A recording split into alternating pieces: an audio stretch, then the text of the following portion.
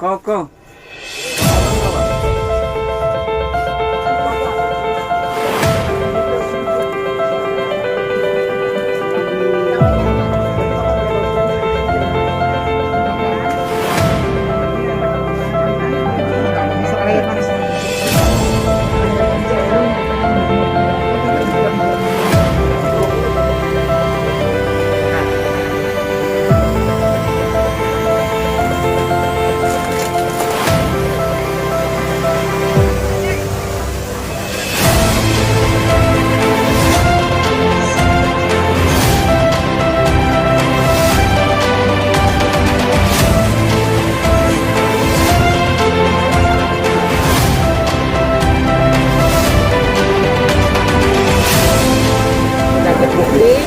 Ya, kita melakukan penyelidikan lebih dalam lagi, mungkin terkait distributor, mungkin bisa kita gali ya.